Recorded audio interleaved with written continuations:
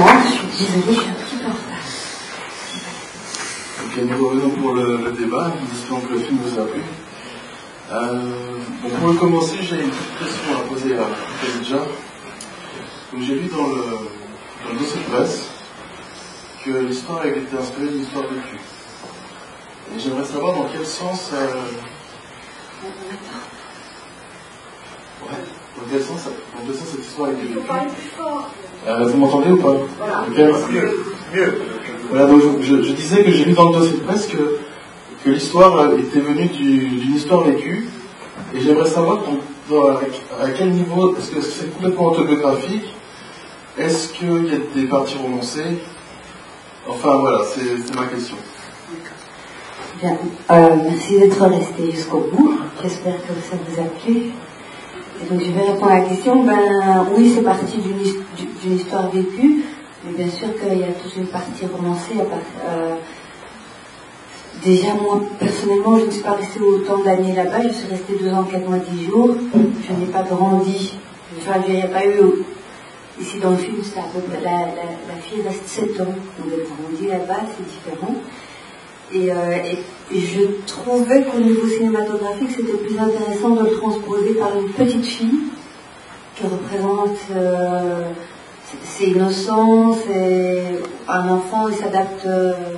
dans tous les milieux, enfin, il grandit avec les valeurs du milieu dans lequel il se trouve. Donc, et ensuite, la deuxième partie, enfin, vraiment montrer la transformation par l'enfant et puis la jeune femme. Et ça, si j'avais, par exemple, vraiment, si j'étais restée collée juste à ce que personnellement j'avais vécu, ça aurait été moins intéressant parce que on ne peut pas montrer au niveau cinématographique en 2 ans, c'est pas une petite fille et puis une jeune femme. Donc, et tout le long du film, comme par exemple la mère, c'était très symbolique, le côté un peu sacré, mythologique, et difficile de représenter, vraiment de donner des contours très nets à ce que représente la mère.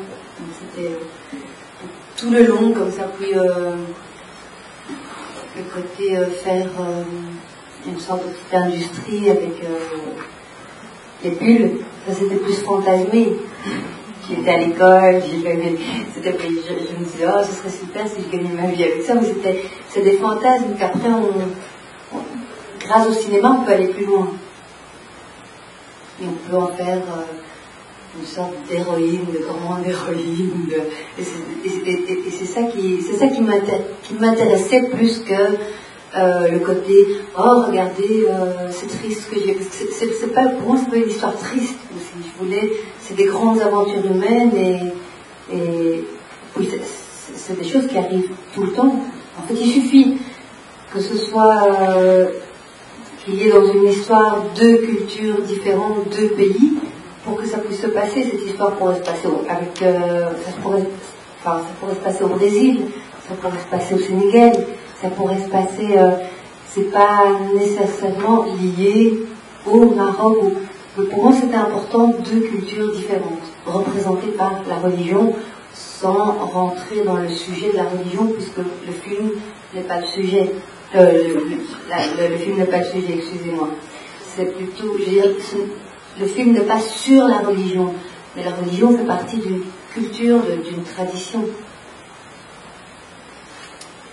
Voilà, donc maintenant nous allons passer la parole à la salle. Alors, si vous avez des questions, on prend les questions et on passe le micro. Des réactions. Merci.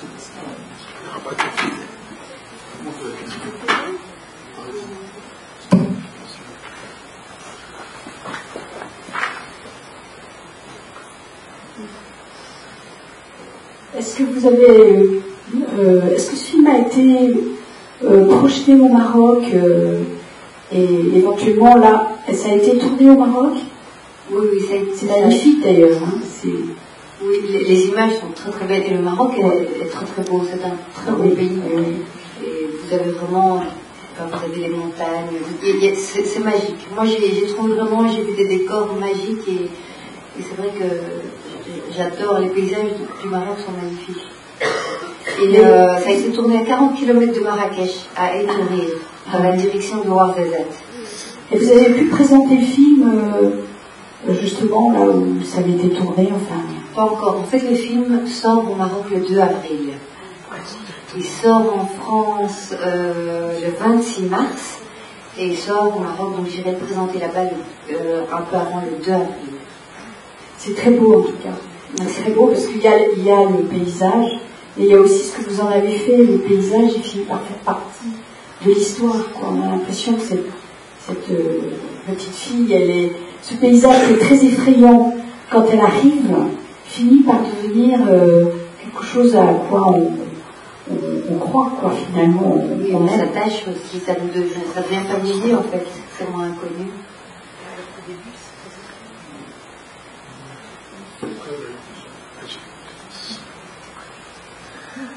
C'était joli, les événements politiques. Je voulais savoir, parce que je n'arrive pas à situer, c'était sous quel roi? Est-ce que c'était sous Hassan II, en 1984. Ah oui. C'est sur. Si vous connaissez un peu le Maroc. Je connais très bien le Maroc. D'accord, donc c'est sous Hassan II, c'était pendant ce qu'on appelle la révolte des Aoubèches, dans le nord, donc vers Nador, il y avait des étudiants, c'était. 81. Je connais juste le roi, on n'a rien d'autre. C'est ça. Exactement. Et ensuite, en octobre 84, c'était à Nador, vers Caen. Et il y a eu beaucoup de morts, il y a eu beaucoup de. C'est une époque qui est restée fort silencieuse, en fait. Tout n'a pas, jusqu'à aujourd'hui, tout n'a pas été éclairci. On n'a pas beaucoup parlé de ces événements. Et je pense que ça a été quand même un traumatisme national. Beaucoup d'étudiants ont disparu, tout simplement. C'était des habitudes de Hassan II. Oui.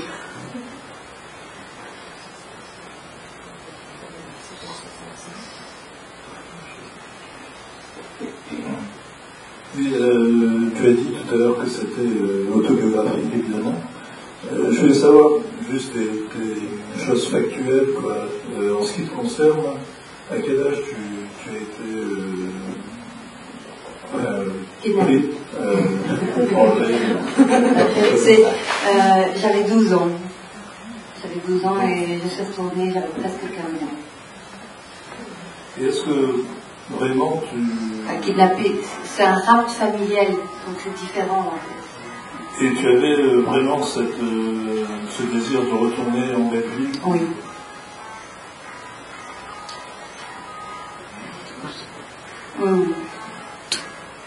Oui, vu que j'avais grandi là, en fait. Oui, alors, est-ce que l'histoire du retour est réelle? Est-ce que le retour s'est bien fait comme dans le film? Et comment ça se fait que tu n'aies pas été envoyé au Maroc et en Belgique? Parce que comme j'étais un peu ce qu'on appelle en Belgique une enfant de la DAS, ça correspond à la DAS ici. Donc non, il n'y a pas de raison que je sois renvoyée. On n'est pas en 2014, hein. Les choses ont changé depuis, mais... S'il vous plaît. C'est pas là. Bonsoir. Je tiens d'abord à vous féliciter pour votre film. J'ai beaucoup aimé. Une grande partie du film pour être vu. Je vais vous expliquer pourquoi. Parce que moi, j'ai grandi au Maroc, j'ai vécu au Maroc. Et malheureusement, je ne me retrouve pas dans le film à 100%, pour ne pas dire du tout. Toute la première partie est intéressante, mais ne s'inscrit pas directement dans la fiction. Ce que je veux dire que toute la partie sur la petite fille, l'éducation religieuse, etc., il n'y a pas d'enchaînement qui me permet de voir s'il y a en elle-même une transformation profonde. Oui, je résume par ne pas monopoliser la parole.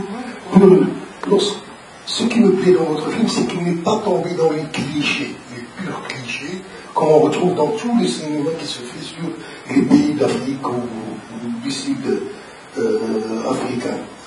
Mais malheureusement, on retrouve quelques bribes, si vous voulez, et des erreurs historiques. Parce que, comme l'a dit le monsieur, on ne sait pas à quel moment, quelle est la date que vous traitez.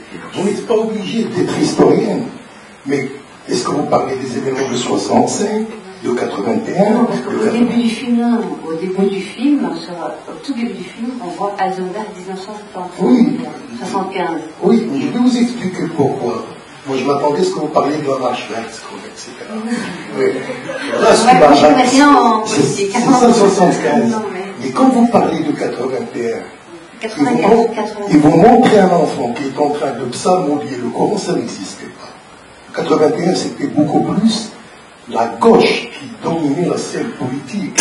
Et ce n'est la religion. Je vous assure que dans les rues à Berkane, il y avait plein d'enfants qui étudiaient le Coran. Mais ultérieurement, non, en 84, j'ai vécu au Maroc. Oui, il n'y a pas de la même, on ne donne pas aux enfants, on ne laisse pas les enfants lire le texte qui était une affaire des grands. Ah, pendant les enterrements? Oui. D'accord, ça c'est autre chose, d'accord. Non, parce que là... Ça reste du cinéma aussi. Oui, voilà, c'est une image. Ça fait plus passer, c'est plus émotionnel. Il y a quelque chose de juste innocent et enfantin à le faire passer et à mettre dans la bouche d'un enfant. Ça passe tout à fait différemment. Parce que c'est un enfant qui est mort. Pour moi, c'était un des voisins qui faisait, du coup, qui psalmodiait le Coran, des sourates, et c'est une image, ce n'est pas non plus un documentaire sur tout ne doit pas correspondre à la réalité. Donc, ce que j'entendais, je me disais, qu'est-ce que j'ai fait de faux Je suis d'accord à condition de ne pas entrer dans les détails. Toute la partie politique, c'est un petit peu diminué pour moi, l'importance. La partie politique, je vous assure qu'il n'y avait vraiment pas beaucoup, parce qu'en plus on a tourné en février, ce qui correspondait aux événements du printemps arabe en Tunisie. Oui. Donc on nous a envoyé plein. Oui. Donc il faut les remercier alors. Parce qu'il fallait Elle venait nous dire stop. Il fallait faire un choix, soit traiter la question politique, soit rester dans les choses que vous avez déjà. Le film débat. Vu de l'intérieur, je ne traite pas la question politique. C'est juste vu de l'intérieur ce qu'elle vit. On passe à travers, c'est à peine si on comprend ce qui se passe. Oui. C'est vraiment, on ne traite pas, pour moi c'est vraiment pas un sujet, c'est l'histoire d'une fille, et voilà. Et c'est vu de l'intérieur, on ne parle pas, on n'explique pas qu'est-ce qui se passe exactement. Il y a un voisin qui meurt d'office. Non mais le voisin il meurt, vous savez, ça a un effet sur vous que vous compreniez ou pas. Il meurt, vous voyez votre voisin qui meurt, ça vous fait quelque chose. Après, vous voyez des soldats passer, vous les voyez, vous ne pouvez pas dire, tiens, je ne veux pas faire de la politique. À un moment, c'est une vue de l'intérieur de cette maison, à travers le regard de cette fille qui ne s'occupe pas de politique. Si elle fait des tracts, c'est juste parce qu'elle est amoureuse. Elle s'en fout de la politique. Enfin, elle s'en fout, elle n'y comprend rien, et c'est pas le sujet. Donc, voilà, si vous permettez, j'aurais aimé que vous restiez à ce niveau-là. Parce que pour traiter de la question religieuse, même les Marocains n'arrivent pas, parce qu'il y a beaucoup de choses qu'ils ne comprennent pas dans la culture traditionnelle marocaine. Soit on traite le sujet profondément, soit on laisse, parce que ça peut être un piège. Parce que là, vous montrez une fille qui dit est-ce qu'elle fait la prière, moi ça me fait rigoler. Jamais. La fille qui dit pour celui qui va. La demande de mariage. Non, avec son copain, quand ils sont dans la villa, et d'ailleurs la villa, le monsieur de la villa qui demande une fille, etc., du fin fond marocain, moi ça me paraît un petit peu. Ça dépasse même la fiction. Vous habitiez où au Maroc, monsieur? Vous habitiez où au Maroc? Non, moi je réponds à vos questions. Moi, je ne fais pas de reproche, je vous dis simplement. Quand vous traitez une question, c'est une arme. Mais ces villes-là existent. Bien sûr qu'elles existent. Il y a une fille qui dit est-ce que vous faites la prière en 84? Non, en 90. Et après, peut-être, et à condition qu'il fasse partie d'un groupe islamiste, etc. Mais en général. Non, la prière, pour moi, ça n'a rien à voir spécialement avec ce qui est islamiste. Non, je ne parle pas de la prière, je parle de la question qui est posée.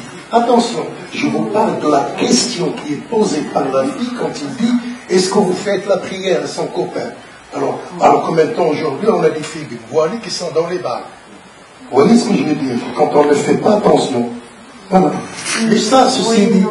Non, c'est parce que je crois que c'est vraiment une différence de point de vue, là. Là, je ne suis pas tout à fait d'accord avec vous. Non, je vous ai réfléchi, mais je ne suis pas d'accord avec vous parce que c'est pas parce qu'une fille est dans un bar avec un foulard, je veux dire, c'est pas ce que je raconte. C'est pas ce que non, moi c'est vraiment une fille. Non, mais quand vous dites avant, aujourd'hui on peut voir une fille avec un foulard dans le bar, et là à ce moment-là, dans ce village, pour moi c'est une fille toute naïve, et elle demande, oui, effectivement, si elle a la prière. Mais c'est cette question que se posait même.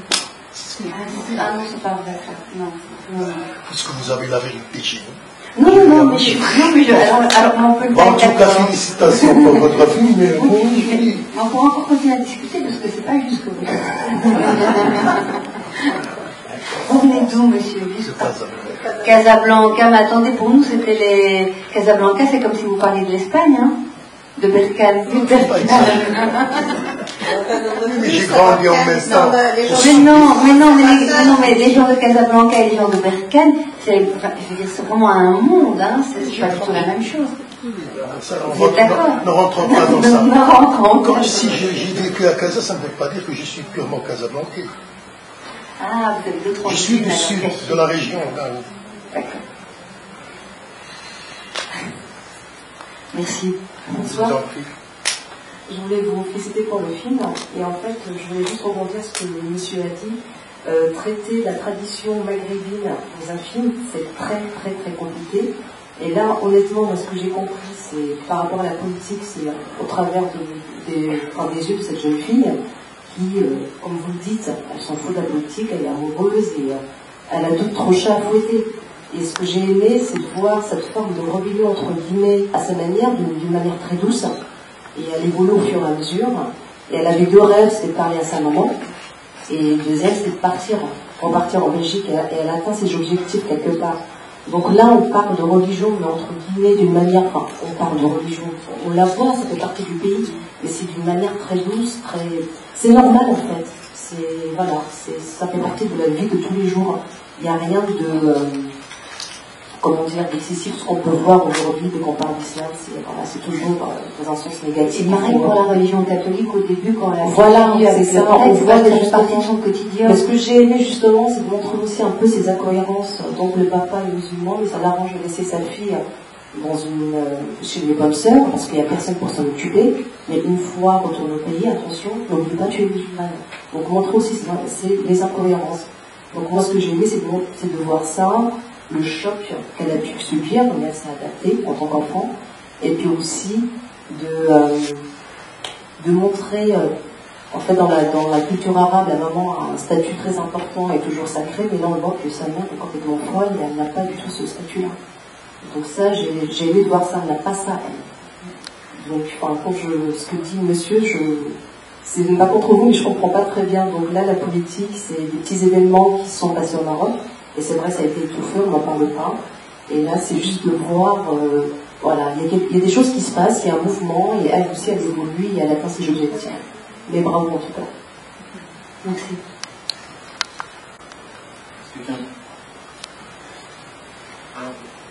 C'est une histoire de l'enfance que ça s'est basé sur les faits. Oui.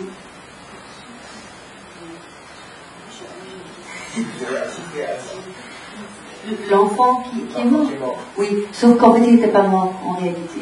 Mais non, mais je dirais c'était plus le même. C'est-à-dire qu'on l'a vu effectivement arriver dans les bras et il y avait un peu de la cervelle qui tombait. Ça je me souviens. Non mais c'est vrai, c'était assez violent. Et puis après quand il s'en est sorti, c'était plus lui. C'était un enfant, on peut dire, avec un corps déglingué, qui était vivant, oui, mais il n'était plus là, quoi.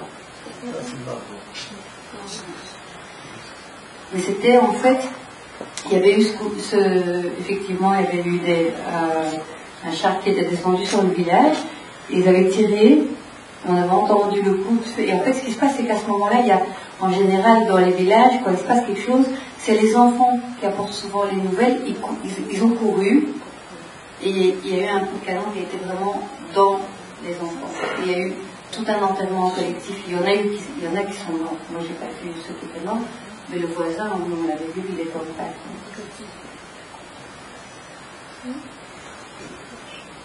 j'ai une question, c'est par rapport à ce qu'on voit dans les films, c'est vrai que tout le monde parle. D'accord. On parle dans le village, comme je l'ai au Maroc, français et arabe, et quand vous êtes arrivé, est-ce que vous parliez l'arabe? En fait, la question que je me pose, c'est que la barrière de la langue, ça peut être gênant, de savoir comment ça s'était passé pour vous. Par rapport au film. Non, moi quand je suis arrivée, je parlais pas arabe, mais après oui, tout à fait. Après je parlais très bien arabe. Et ici, par contre, c'est vrai qu'il n'y a pas assez d'arabe par rapport à si on devait se coller à la réalité. Je pensais que vous alliez me sortir ça parce que monsieur a oublié de le dire. La langue. Oui, la langue.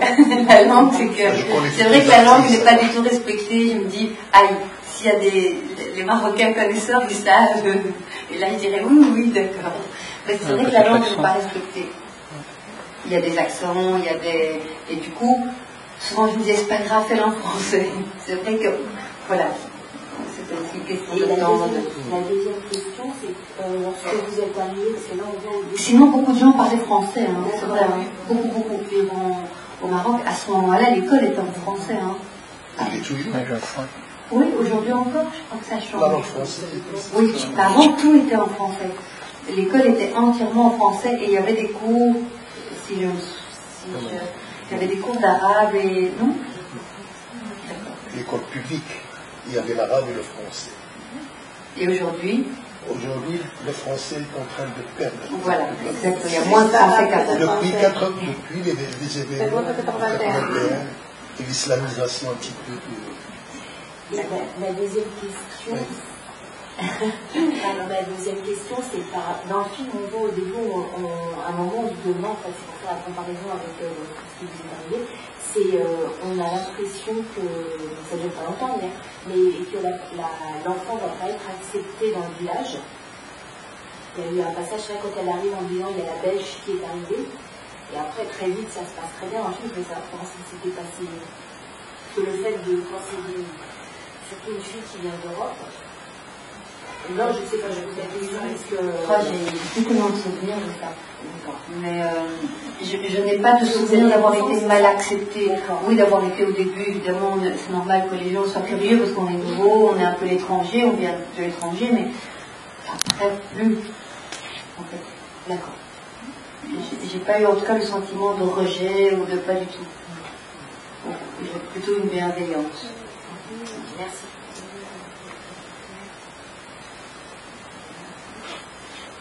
Les questions sont encore ouvertes.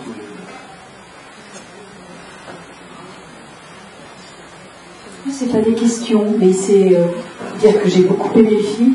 Ce que j'ai trouvé intéressant, c'est que moi j'ai ressenti en tout cas que c'était du point de vue de Sarah tout le long, quoi. Qu'on avait vraiment, on voyait le monde à travers les yeux de cette jeune fille.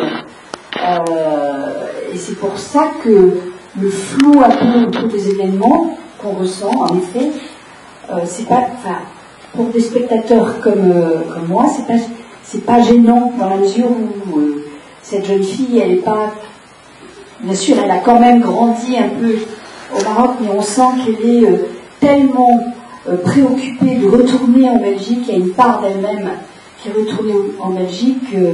Elle est un peu à côté. Bon, ça c'est une chose.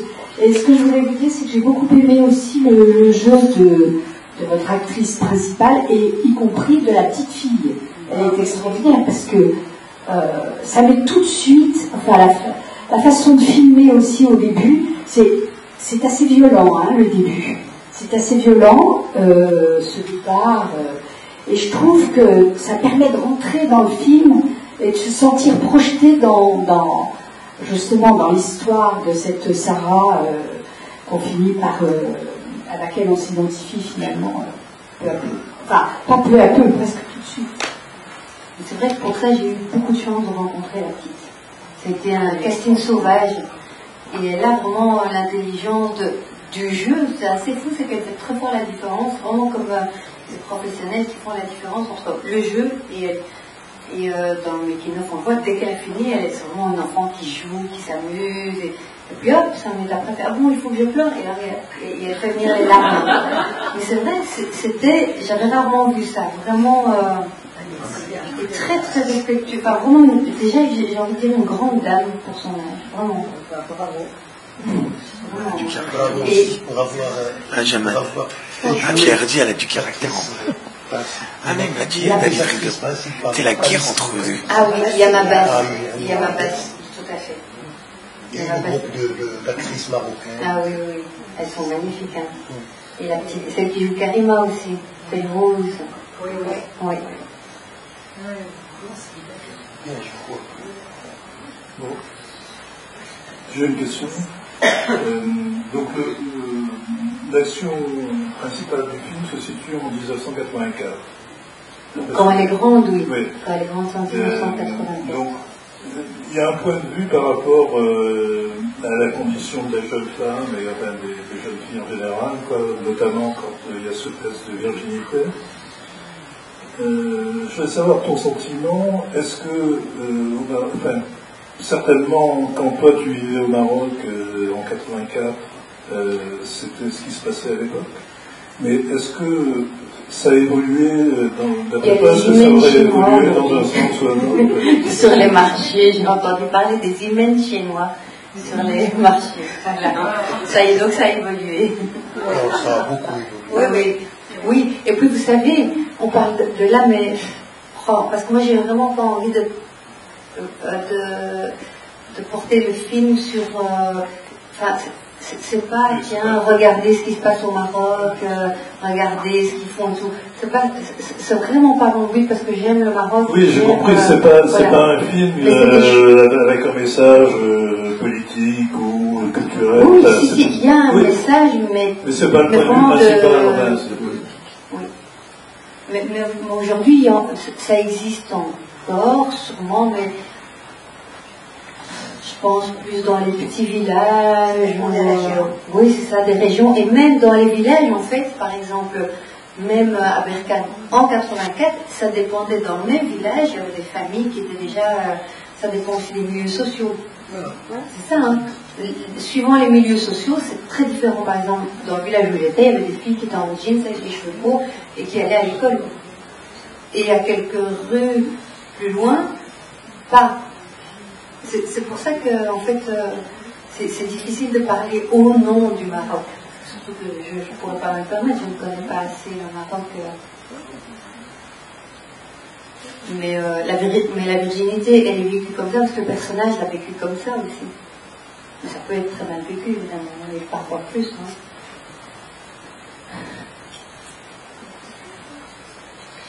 Est-ce que quelqu'un a quelque chose à ajouter encore?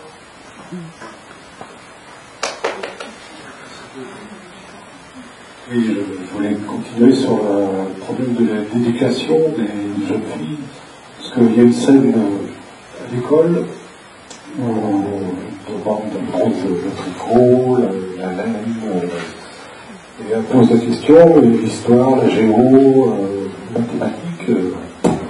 Alors, à l'époque, peut-être, mais en ce moment, enfin, à notre époque, comme était dit, en tout cas, quand nous on a tourné, donc il y a 2-3 ans, quand on tournait à Étouril, donc on a vraiment cherché un village aussi.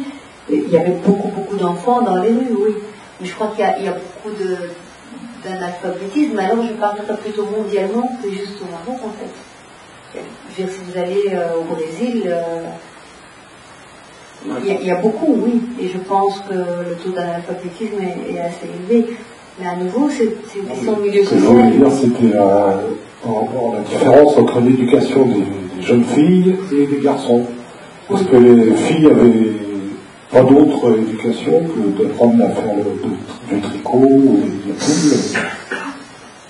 C'était réservé aux garçons à l'époque? Non, en majorité, oui, quand même. Je veux dire, dans les familles plus pauvres, oui, parce que si jamais ils devaient choisir, alors c'était plus les garçons qui allaient à l'école. Mais il y a beaucoup de garçons qui ne vont pas à l'école aussi. C'est vraiment une question, moi j'ai l'impression que c'est de nouveau une question de milieu social, tout ça.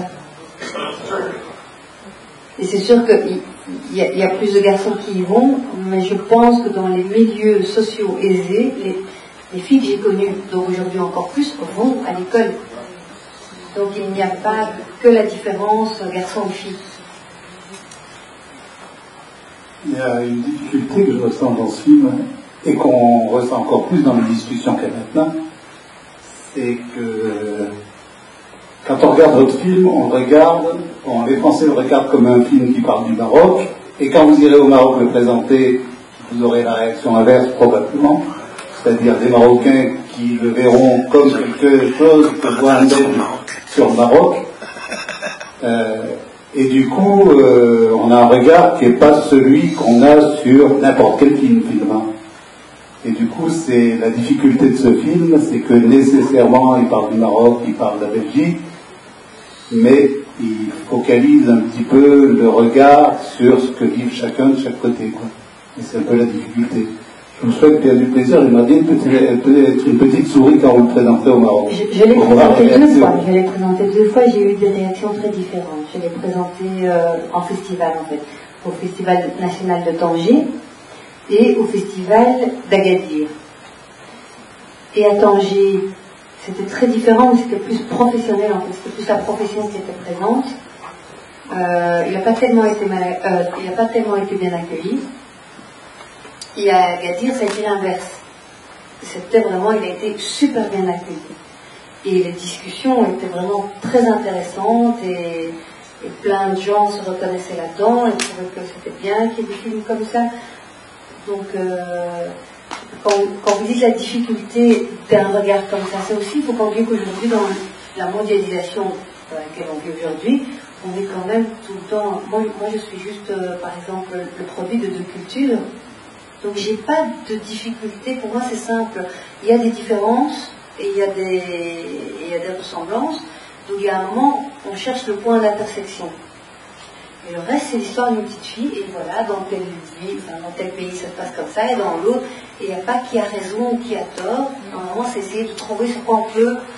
Voilà, d'un côté, des deux côtés il prie Dieu, d'un côté ça se passe comme ça, les rituels sont différents, les habits sont différents, la nourriture est différente.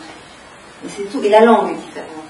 Et ça, si vous allez en Chine, c'est pareil, c'est la nourriture, les habits, la religion. Donc à un moment, si ça devenait personnel, tout ça, et chacun, on n'a pas tout le temps à poser des jugements, foulard, pas foulard, finalement tout ça, où on mange du cochon, on ne peut pas manger du cochon, finalement, il faut que chacun regarde dans son assiette et puis voilà quoi. J'ai l'impression que parfois c'est un peu plus simple que ce qu'on veut toujours nous faire croire et qu'on complique. Et donc moi je ne trouve pas ça compliqué de regarder ce film. J'ai l'impression que c'est le monde d'aujourd'hui comme ça. Tu l'as vu le film avec Elle s'en va. Ah ouais? La Pierre, elle joue dans Milan. Dans celui-là, elle est mauvaise. Tu l'as vu l'arrêt. Vous l'avez présenté dans votre pays arabe, et si c'est dit, comment il a été accueilli? Non, normalement, il va être présenté là dans un festival en Tunisie, donc je ne sais pas parce que je ne pourrais pas y aller. Mais normalement, il va probablement sortir en Égypte, sur les écrans égyptiens. Donc il y a une distribution, voilà. Mais donc je ne sais pas encore. Il est sorti en Belgique, il va sortir ici, et puis au Maroc. On verra si je suis vivante d'ici là. Oui, évidemment.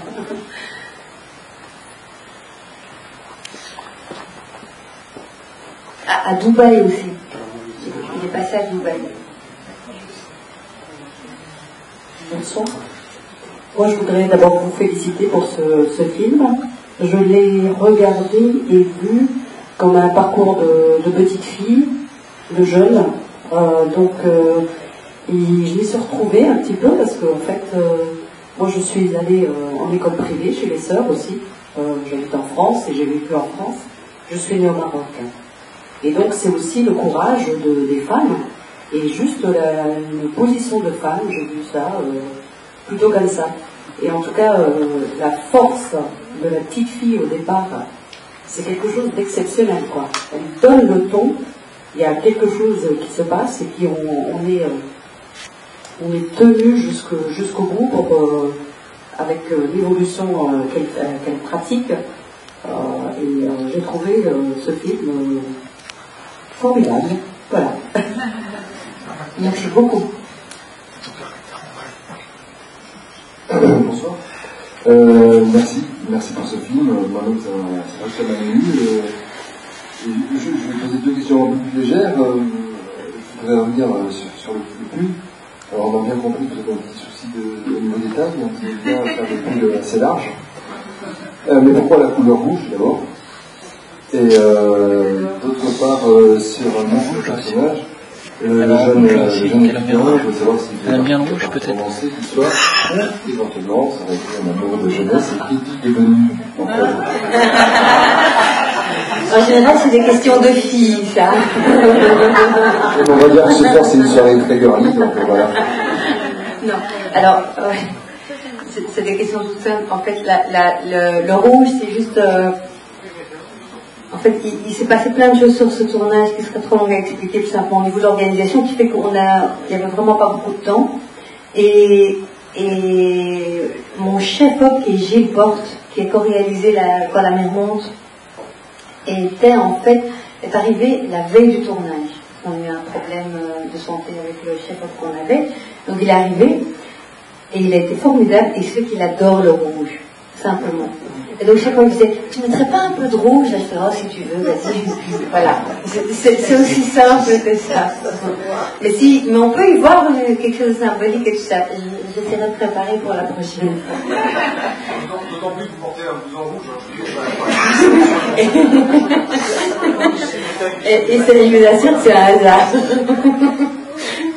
Mais le jeune homme, il a vraiment existé, il s'appelait vraiment Nari et voilà. Et je l'ai vraiment quitté comme ça. Et alors? Mais... moi je crois que les Français ils étaient un peu plus c'était moins vago. Ouais, bien, nous vous remercions tous d'être venus ce soir. Et nous remercions